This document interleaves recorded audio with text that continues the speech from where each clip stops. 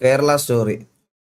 എടാ ഇത് ഞാൻ പറഞ്ഞില്ലേ, വേറെ ഏതോ നാട്ടിൽ നടക്കുന്ന എന്തോ അപരാധം എടുത്തു വെച്ച് കാണിച്ചിട്ട് അത് കേരളത്തിന്റെ സ്റ്റോറിയാണെന്ന് പറഞ്ഞ് ഇറക്കുന്നത് തന്തയില്ലായ്മയാണ്. അത് കാണുന്ന എല്ലാവർക്കും അറിയാം, അത് കണ്ട എല്ലാവർക്കും അറിയാം ഇത് കേരളത്തിലുള്ള നടന്ന ഒരു നടക്കുന്ന സംഭവമേ അല്ലെന്ന്. മനസ്സിലായ?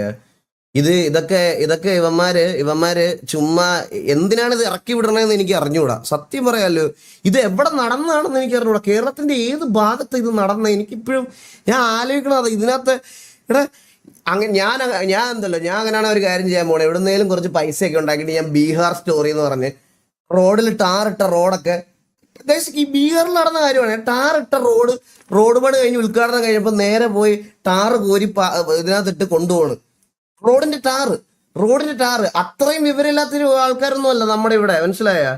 അത്രയും വിവരം. കഴിഞ്ഞ ദിവസം തന്നെ നിങ്ങൾ നോക്കിയാൽ മതി, ഒരു മിണ്ടപ്രാണി പൂച്ചയെ രക്ഷിക്കാൻ കേരളത്തിലെ ആൾക്കാരെടുത്ത ഇനിഷ്യേറ്റീവ്. ഇതൊന്നും വേറെ ഒരു നാട്ടിലും എടുക്കുക. ഒന്നും പോട്ടെ, ഇനി ഏതവൻ എന്നെ പിടിച്ച് തല്ലിയാലും എനിക്കൊരു പ്രശ്നമില്ല. ഞാൻ പറയട്ടെ, വെളിയിലുള്ള ഏതവൻ പിടിച്ച് തല്ലിയാലും പറയാം.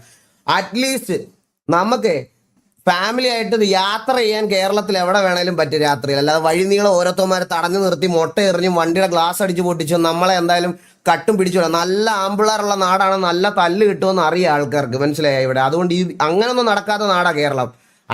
അവിടുത്തെ കാര്യമൊക്കെ ഇങ്ങനെ കൺവേർട്ട് ചെയ്ത് കാണിക്കുന്നതിന് എനിക്ക് യാതൊരു താല്പര്യമില്ല. ഇനി ആരെന്ത് പറഞ്ഞാലും എന്ത് ഏറ്റു വന്നാലും എനിക്കൊരു